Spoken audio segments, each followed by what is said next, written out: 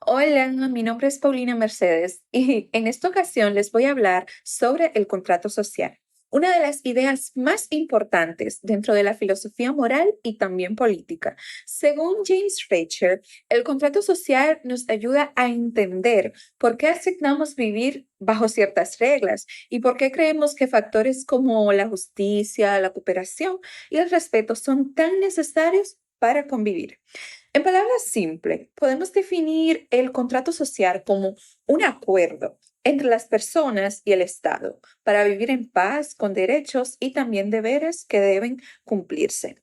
Este contrato no es un documento real que uno firme, sino un acuerdo implícito. Podríamos llamarlo un pacto moral y político que da sentido a la vida dentro de las sociedades.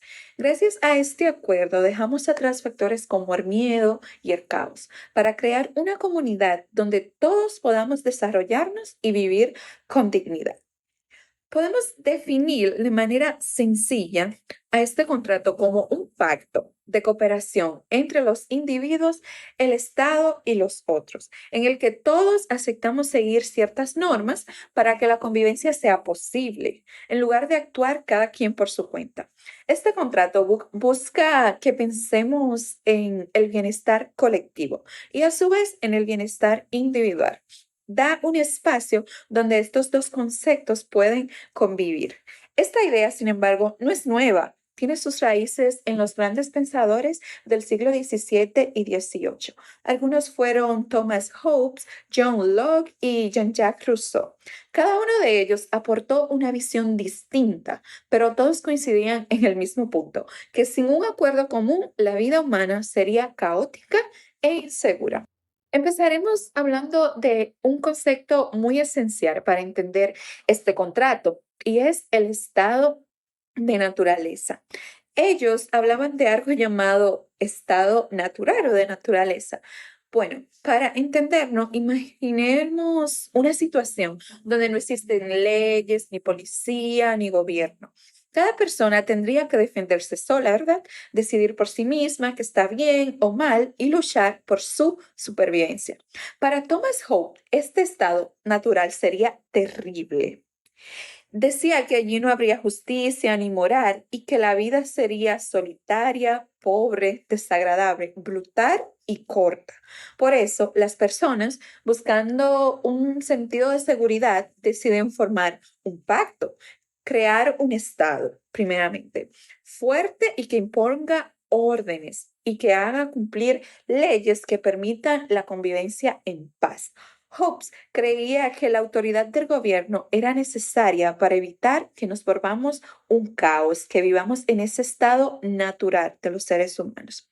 Por otro lado, tenemos a John Locke, que tenía una visión un poco más optimista. Él pensaba que en el estado de naturaleza las personas eran libres e iguales, pero que obviamente necesitaban reglas claras para proteger tres derechos básicos, que son la vida, la libertad y la propiedad. Según Locke, el contrato social no debería servir para someter a las personas, sino para protegerlas de cosas como los abusos, del propio, de los otros y también del gobierno. Por otro lado, tenemos a Jean-Jacques Rousseau, que fue mucho más allá que los dos que ya les mencioné.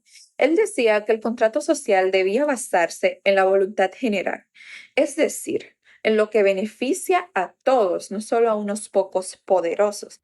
Para él, las leyes solo son legítimas cuando expresan esa voluntad común. Si las leyes favorecen únicamente a un grupo, entonces el contrato social está roto.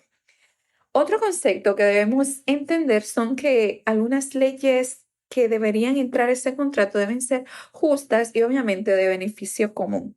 De esas ideas surge una conclusión muy importante y es que las leyes y las normas sociales solo son verdaderamente legítimas si benefician a todos los ciudadanos. Cuando las leyes se utilizan para mantener privilegios o para oprimir a otros, dejan de tener valor moral.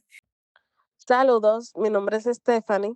En esta parte del video les estaré hablando sobre cómo funciona el contrato social, cuándo se rompe y qué papel juega la desobediencia civil. De este mismo modo, estaremos viendo cómo estos conceptos se reflejan en la película de Selma y qué pasa en un país donde no existe la desobediencia civil, en qué consiste. Acompáñenme. Ahora, ¿qué sucede cuando este contrato se incumple o se rompe? Fácil, esto ocurre cuando las leyes son injustas, cuando se excluye ciertos grupos o cuando no se respetan los derechos de todos. Sin un contrato social que funcione, la convivencia se vuelve complicada. ¿Por qué? Porque daría paso a lo que es el desorden, la violencia y hasta el abuso de poder, porque no existen esas reglas compartidas, la cual todos respeten para que haya una buena convivencia.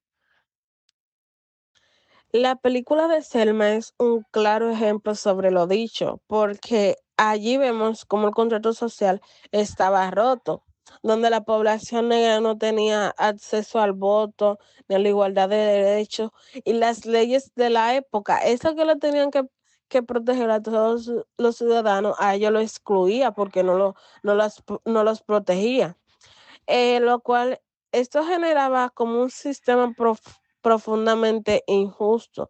Es allí, bueno, es ahí donde Martin Luther King Jr. y la comunidad afroamericana muestran que cuando la ley falla es necesario actuar para restaurar la justicia.